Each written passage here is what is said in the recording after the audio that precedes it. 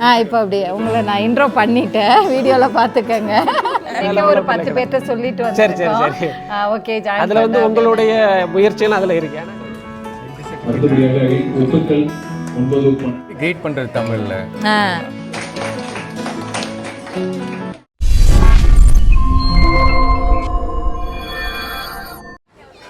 Hi friends, welcome to என்மை kitchen. வணக்கம் friends, எல்லோரும் எப்படி இருக்கீங்க? நல்லா இருக்கீங்களா? இன்றைக்கி நம்ம என்ன வீடியோ பார்க்க போகிறோன்னா, இது வந்து ரொம்ப ரொம்ப முக்கியமான வீடியோ. நிறைய பேர் இதை வந்து நீங்கள் கனெக்ட் பண்ணிக்கலாம். நிறைய பேருக்கு இந்த விஷயம் கண்டிப்பாக வந்து தெரியாது. ஸோ இனிமேல் தெரிஞ்சுக்கோங்க. முன்னாடி என்மை கிச்சன் சப்ஸ்கிரைப் பண்ணாமல் இருந்தீங்கன்னா கண்டிப்பாக வந்து சப்ஸ்கிரைப் பண்ணிடுங்க. ஸோ வீடியோவை கண்டினியூ பண்ணலாம். இன்றைக்கி எதுக்கு வந்திருக்கோம் அப்படின்னா, நம்ம இந்திய கவர்மெண்ட், நம்ம தமிழ்நாடு கவர்மெண்ட் வந்து ஒரு டீச்சர், தமிழ் டீச்சர் இங்கே வந்து அனுப்பியிருக்காங்க. வெளிநாடு வாழ் குழந்தைங்கள்லாம் பார்த்திங்கன்னா தமிழ் வந்து அவங்க படிக்கிற ஸ்கூலில் இருக்காது, நம்மளாம் சொல்லி கொடுத்தாதான். ஆனால் இப்போ வந்து இங்கே தமிழ்நாடு கவர்மெண்ட் வந்து ஒரு தமிழ் டீச்சர் வந்து அனுப்பியிருக்காங்க. தமிழ்ச்சங்கம் உகாண்டா வந்து இன்றைக்கி அதுக்கு இனாக்ரேஷன் ஃபங்க்ஷன் வந்து நடத்துகிறாங்க. இன்றைக்கி 11/7/2026, நாளைக்கு 12/7/2026. இந்த 2 நாள்லேயும் நம்ம வகுப்புகள் நடைபெறும். தொடர்ச்சியாக வார இறுதியில் சனிக்கிழமை மற்றும் ஞாயிற்றுக்கிழமையில் நம்ம வகுப்பு நடைபெறும். தவறாமல் உங்கள் குழந்தைகளை இந்த வகுப்பில் பங்கெடுத்துக்க சொல்லுங்கள். நாம் தொடர்ந்து தமிழ் கற்கலாம். நன்றி.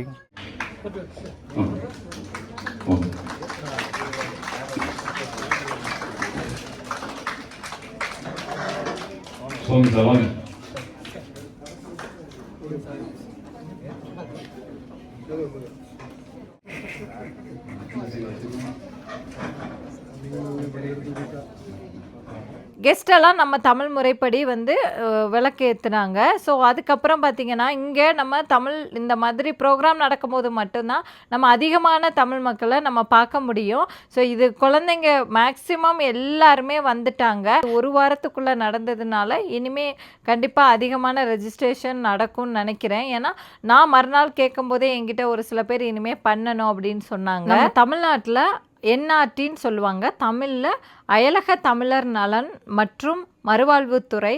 அவங்க தான் வந்து இந்த வேர்களை தேடி அப்படின்னு சொல்லி நம்ம வெளிநாடு வாழ் தமிழர்கள் 2-3 ஜென்ரேஷனுக்கு முன்னாடி உள்ளவங்க நம்ம நாட்டை சுற்றி பார்க்குறதுக்கு வருவாங்க. ஸோ அந்த பசங்களை நான் மீட் பண்ணும்போது அவங்க சொன்னது, அவங்க இருக்கிற சில நாடுகளில் தமிழ் பள்ளியே இருக்குது அப்படின்னு சொன்னாங்க. ஆஸ்திரேலியாவிலேருந்து ஒருத்தவங்களை மீட் பண்ணேன். அவங்க தான் சொன்னாங்க. அப்போ தான் நான் நினச்சேன், நமக்கும் அப்படி இருந்தால் நல்லா இருக்கும்ல அப்படின்னு. நீங்கள் இப்போ வெளிநாட்டில் இருக்கீங்க, உங்களுக்கும் இந்த மாதிரி தமிழ் ஆசிரியர் வேணும் அப்படின்னா நீங்கள் என்ஆர்டியை காண்டாக்ட் பண்ணலாம். ஸோ அவங்க மூலமாக தான் தமிழாசிரியர் இங்கே வந்திருக்காங்க.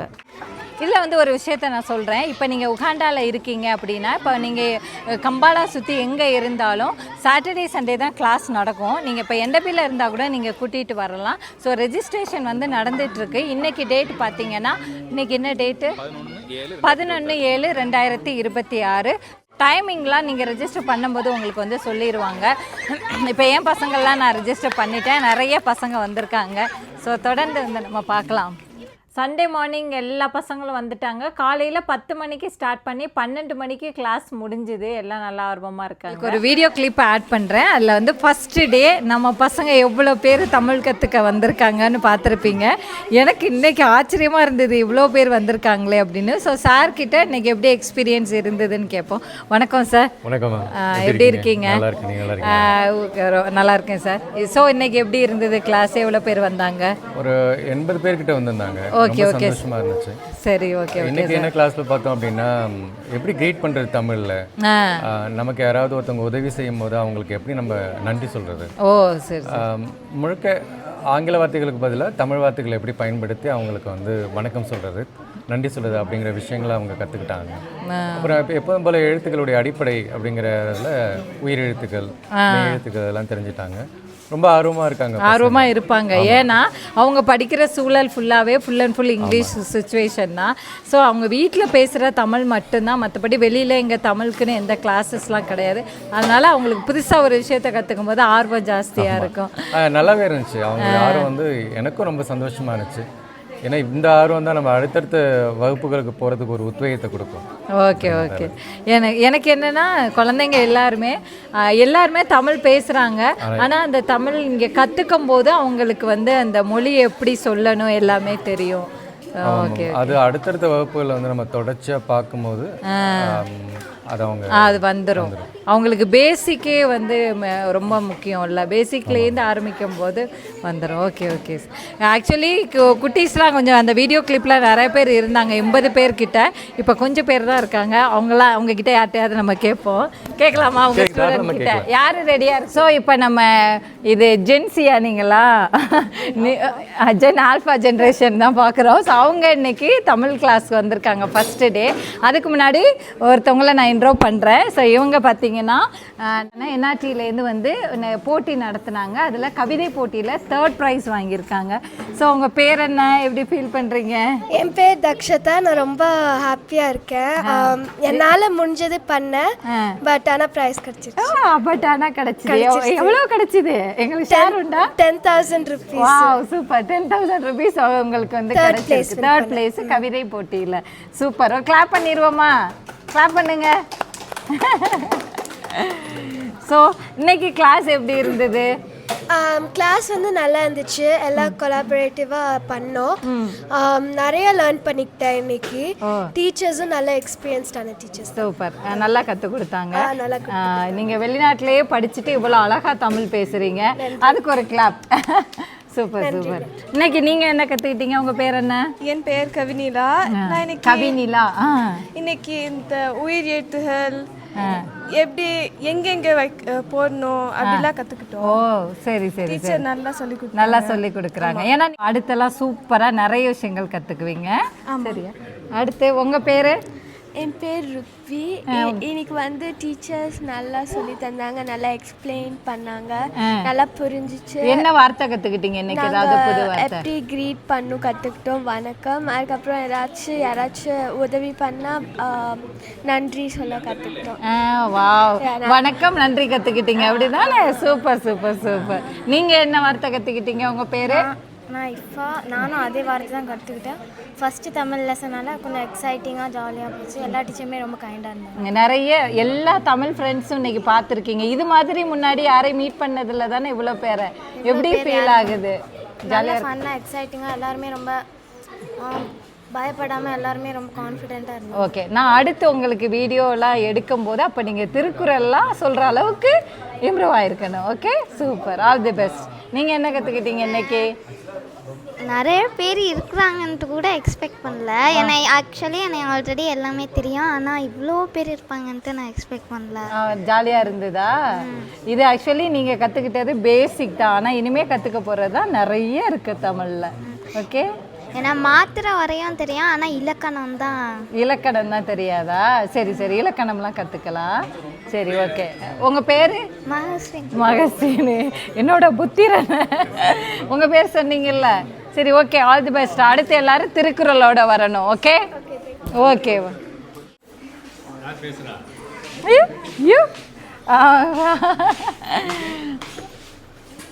உங்கள் பேர்? உங்கள் பேர்? ரக்ஷிதா. ரக்ஷிதா. தமிழ் தெரியுமாடா? தெரியும், கொஞ்சம் கொஞ்சம் தெரியுமா? இன்னைக்கு கிளாஸ் எப்படி இருந்தது? இன்னைக்கு கிளாஸ் சூப்பராக இருந்துச்சு. சூப்பராக சொல்லி தந்தாங்களா? ஜாலியாக இருக்குது. ஸோ எல்லாருமே வந்து பார்த்தீங்கன்னா எல்லா சாட்டர்டே சண்டேயும் வந்துடணும் ஸ்கூலுக்கு, மிஸ் பண்ணக்கூடாது. Okay okay bye. Okay bye.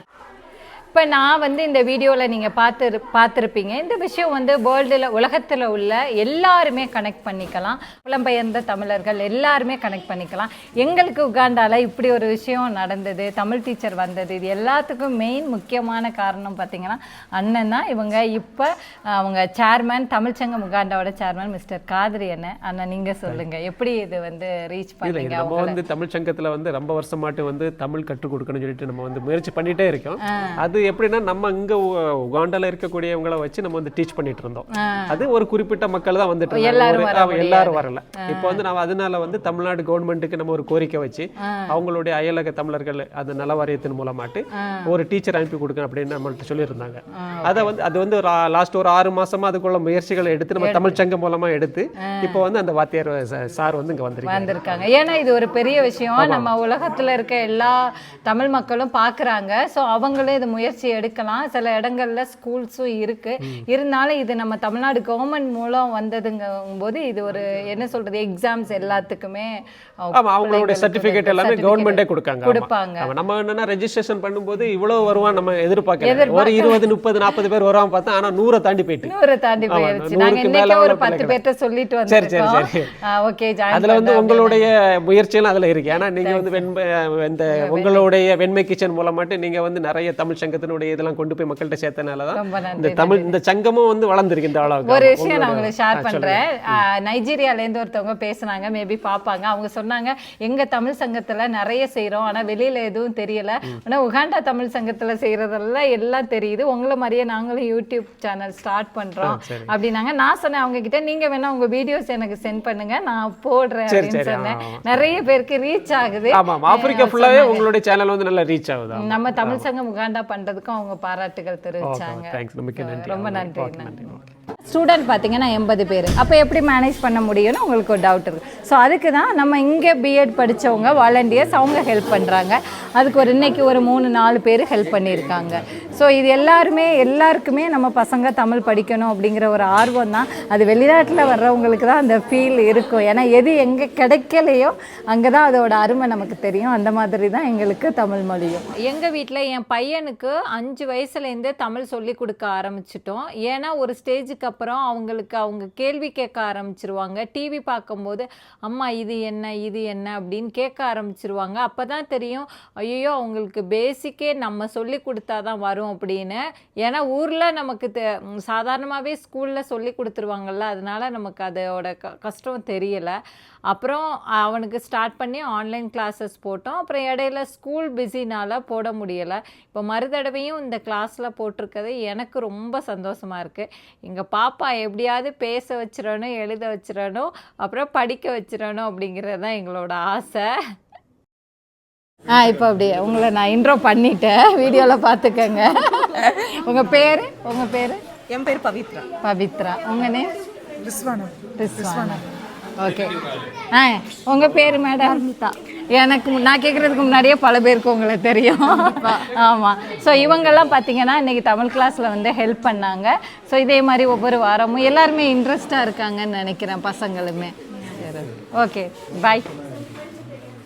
NRT வந்து வெளிநாடு வாழ் தமிழர்களுக்காக உலகம் ஃபுல்லாக இருக்கிற தமிழர்களுக்கு போட்டிகள் நடந்துச்சு. அதில் என்னோட பையன் கவிதை போட்டியில் கலந்துக்கிட்டாரு. அதுக்கு பார்ட்டிசிபேஷன் சர்டிஃபிகேட் தான் வந்து கொடுக்குறாங்க. அடுத்து இந்த பாப்பா ஃபஸ்ட்டே சொல்லியிருப்போம், அதில் வந்து கவிதை போட்டியில் 3rd ப்ரைஸ் வாங்கியிருந்தாங்க. இது எல்லாமே என்ஆர்டிலேருந்து வந்த சர்டிஃபிகேட்ஸ் தான். ஸோ இங்கே வந்து கொடுக்குறாங்க. எனக்கு இதில் ரொம்ப சந்தோஷமான விஷயம் என்னென்னா, ஆக்சுவலி வந்து இவ்வளோ தமிழ் மக்களை நான் ஒரே இடத்துல பசங்களை சொல்கிறேன், குட்டி பசங்களை நான் பார்த்தது கிடையாது. ஸோ தமிழ் படிக்கணும் அப்படிங்கவும் இவ்வளோ பேர் ஆர்வத்தோடு வந்திருக்காங்க. ஸோ அவங்க எல்லாருக்குமே புக்ஸ் வந்து டிஸ்ட்ரிபியூட் பண்ணாங்க. அதில் வந்து ஸ்கூல் வந்து பார்த்திங்கன்னா இங்கே டிபிஎஸ் ஸ்கூல்னு இருக்குது, Delhi public school international school. அங்கே தான் வந்து கிளாஸஸ் வந்து நடக்க போகுது. ஊரில் இருந்து பார்க்கும்போது என்னம்மா அவ்வளோ கஷ்டமா அப்படின்னு தோணும். உண்மையிலேயே ஒரு 5-6 வயசு நம்ம பசங்களுக்கு வர தான் நமக்கு அந்த பயமே வரும்.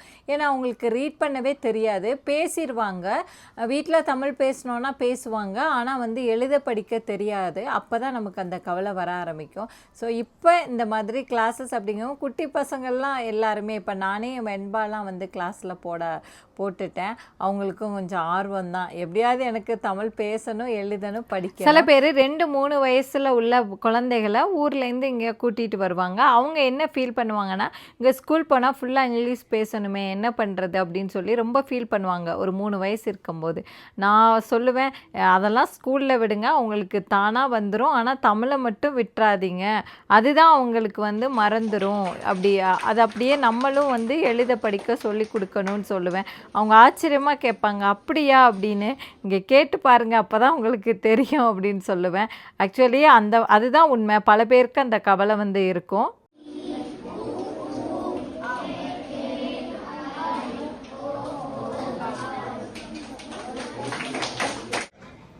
இந்திய தூதரகத்தின் முதன்மை அதிகாரிகளே மற்றும் இன்றைய நிகழ்ச்சிக்கு மூல காரணமாக இருக்கக்கூடிய புலம்பெயர்ந்த தமிழர்.